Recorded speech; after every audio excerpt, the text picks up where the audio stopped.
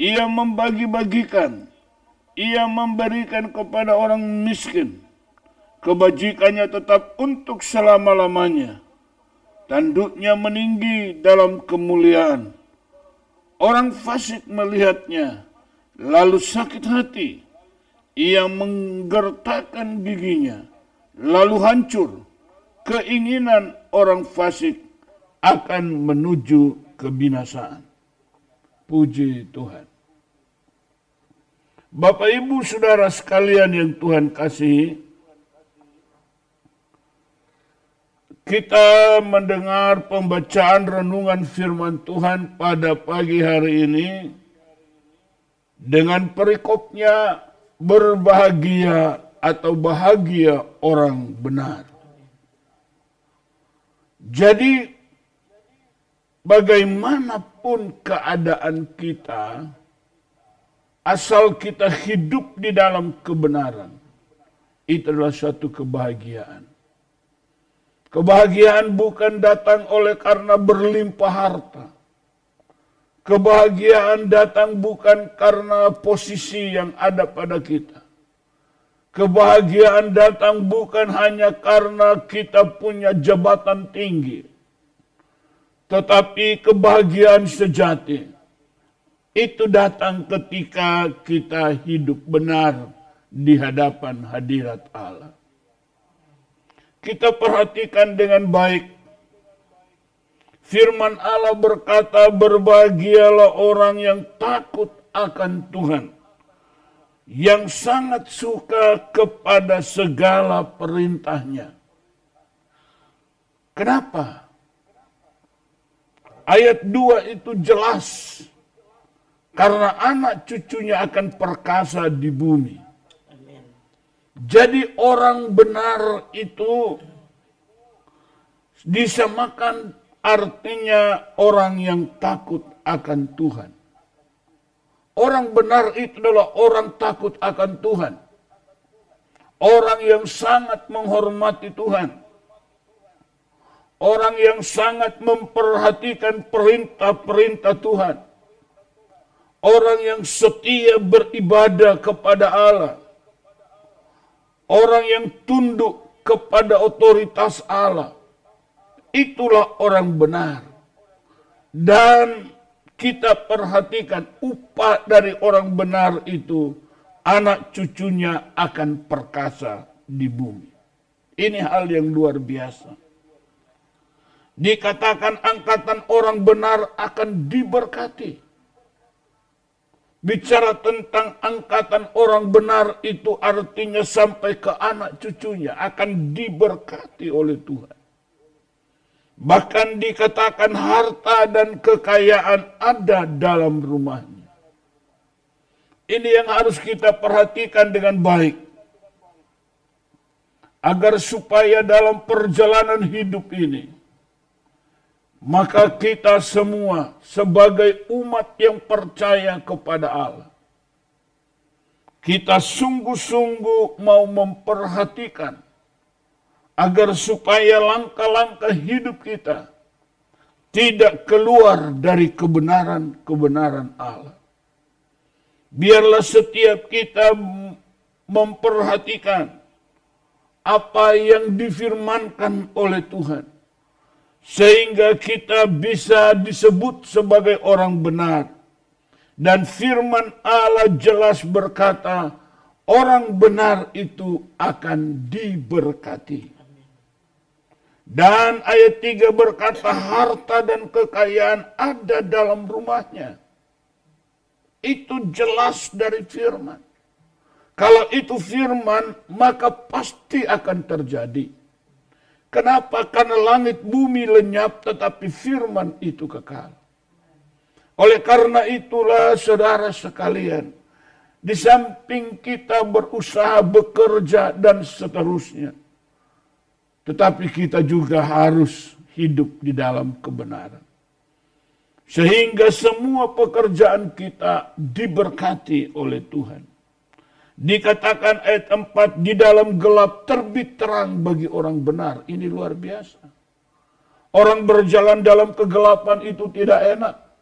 akan menghadapi banyak masalah, menghadapi banyak tantangan, menghadapi banyak kesulitan. Itu orang berjalan dalam gelap. Saudara-saudara sekalian yang Tuhan kasih, tetapi firman Allah berkata, di dalam gelap terbit terang bagi orang benar. Jadi dia berjalan di dalam terang Tuhan. Dia tidak akan alami kegelapan yang ada di sekitarnya. Oleh karena itu, marilah pagi hari ini, ajakan saya kepada kita sekalian, mari perhatikan kebenaran Allah dalam hidup kita. Kita ini adalah anak-anak Allah, artinya kita ini orang-orang benar. Karena kita sudah dibenarkan oleh Yesus. Ketika dia terangkat, maksud saya ketika dia naik ke salib, dia disalibkan, mati dan dikuburkan. Tetapi hari ketiga dia bangkit dari kematian. 40 hari kemudian dia terangkat ke surga. Untuk apa semua misi yang dijalani oleh Yesus ini? Adalah untuk membenarkan kita semua. Kita ini menjadi orang-orang benar. Semua orang yang percaya dalam Kristus Yesus itu adalah orang-orang yang dibenarkan. Setiap orang percaya Yesus, dia akan dibenarkan menjadi orang-orang benar. Oleh karena apa? Karena dalam Kristus dosa kita telah dihapus oleh Bapa. Nah, kita perhatikan ayat yang keempat dan ayat yang kelima. Mujur orang yang menaruh belas kasihan dan yang memberi pinjaman, yang melakukan urusannya dengan sewajarnya. Ayat 6. Sebab ia takkan goyah untuk selama-lamanya. Orang benar itu tidak akan goyah.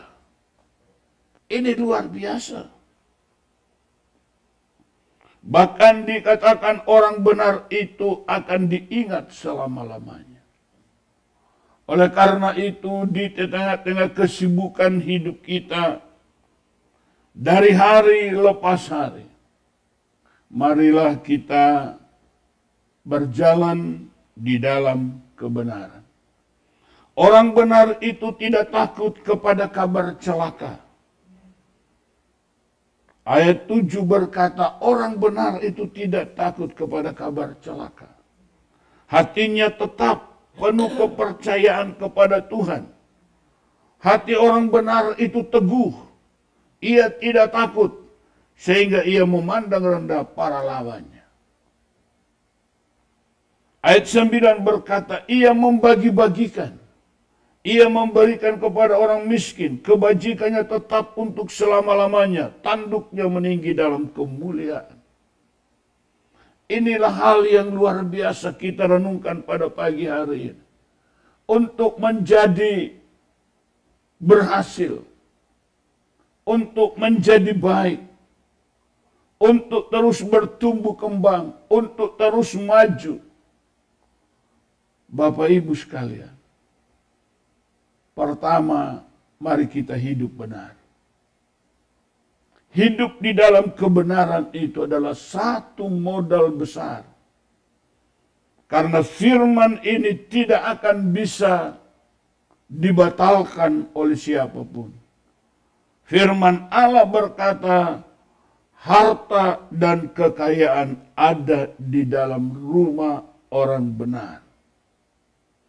Harta dan kekayaan ada dalam rumah orang benar. Anak cucunya akan perkasa di bumi. Oleh karena itulah Bapak Ibu saudara sekalian, pagi hari ini Tuhan ingin kita menghayati betul kebenaran firman Allah yang disampaikan untuk kita pagi ini. Supaya setiap pribadi mengintrospeksi diri di hadapan Allah. Adakah benar kita hidup sebagai orang benar? Adakah penebusan Kristus di dalam hidup kita itu kita hargai? Kenapa saya katakan demikian? Karena kalau kita terus jatuh bangun dalam dosa, artinya kita tidak menghargai pengorbanan Kristus di dalam hidup kita untuk membenarkan kita supaya kita menjadi orang benar. Sebuah pengorbanan yang begitu hebat. Dia harus meninggalkan surga. Dia datang ke dalam dunia menjumpai saudara dan saya untuk penebusan dosa. Agar supaya manusia tidak lagi diperbudak oleh dosa. Agar manusia terlepas dari ikatan dosa. Sehingga menjadi orang-orang benar. Menjadi umat kesayangan Allah. Menjadi pribadi yang menghargai Tuhan. Mari Bapak Ibu Saudara sekalian yang Tuhan kasihi. Ajakan saya kepada kita semua. Mari kita perhatikan langkah hidup kita. Tingkatkan penyerahan kepada Tuhan. Tingkatkan pengiringan kepada Tuhan. Tingkatkan ibadahmu. Tingkatkan doamu. Tingkatkan pelayananmu. Saudara Bapak Ibu sekalian, lalu apa yang kita lakukan lagi? Buang dosa, buang kejahatan. Hal-hal yang bertentangan dengan firman Allah, mari kita lepaskan dari hidup kita. Kalau kita berusaha demikian, saya percaya Tuhan akan menolong kita. Karena Roh Kudus itu adalah penolong sejati. Kalau benar kita mau hidup benar, maka Roh Kudus pasti akan menolong kita. Dia akan memberikan kekuatan asal kita mau sungguh-sungguh berubah. Terkadang memang kita masih terpeleset juga, tetapi kalau kita merindukan hidup dalam kebenaran, Roh Kudus pasti akan menolong kita. Karena memang tugas Roh Kudus diutus oleh Bapa ke dalam dunia untuk menolong saudara dan saya, supaya kita bisa berjalan di dalam kebenaran itu. Dan kalau kita sudah berjalan di dalam kebenaran, maka firman Allah berkata, pertama anak cucunya akan berperkasa di bumi. Kalau kita sudah menjadi orang benar, maka harta dan kekayaan itu ada dalam rumahnya. Mengapa? Sebab orang benar itu akan diberkati. Itu janji Tuhan. Mari karena itu Bapak Ibu Saudara sekalian, kita tidak perlu lagi bingung bagaimana saya tidak sanggup. Saudara, pertama Anda harus benar-benar mengasihi Tuhan. Lalu berserahlah kepada pimpinan Roh Kudus. Berusaha. Ya, ketika kita berusaha untuk hidup benar, memang dengan kekuatan kita tidak sanggup. Tetapi ketika Tuhan melihat engkau rindu hidup benar, maka Roh Kudus akan datang dan memberikan pertolongan kepada saudara.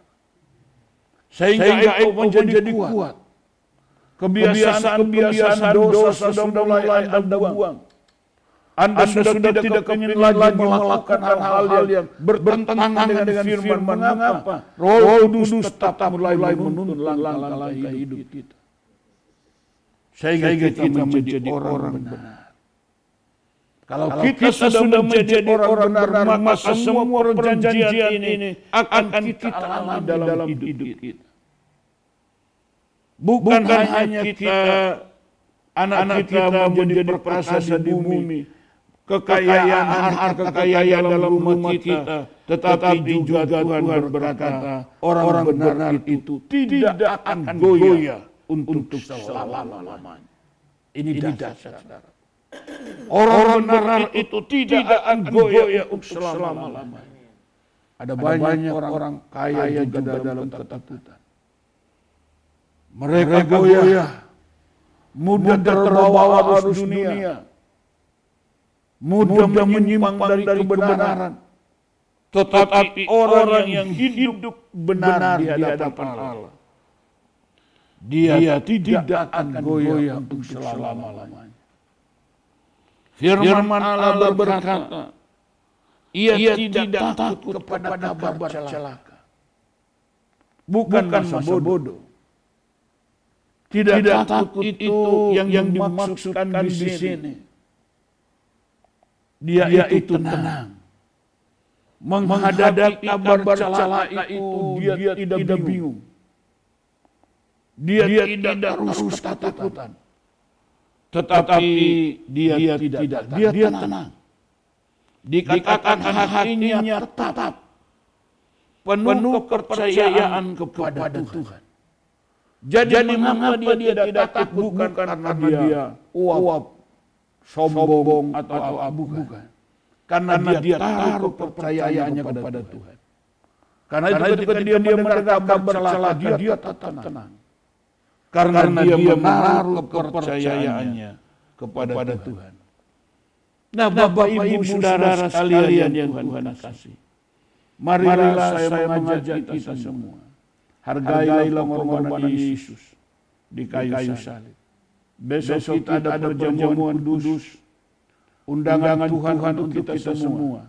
Mari kita sama-sama beribadah, menghormati Tuhan, bersama memuliakan nama Tuhan.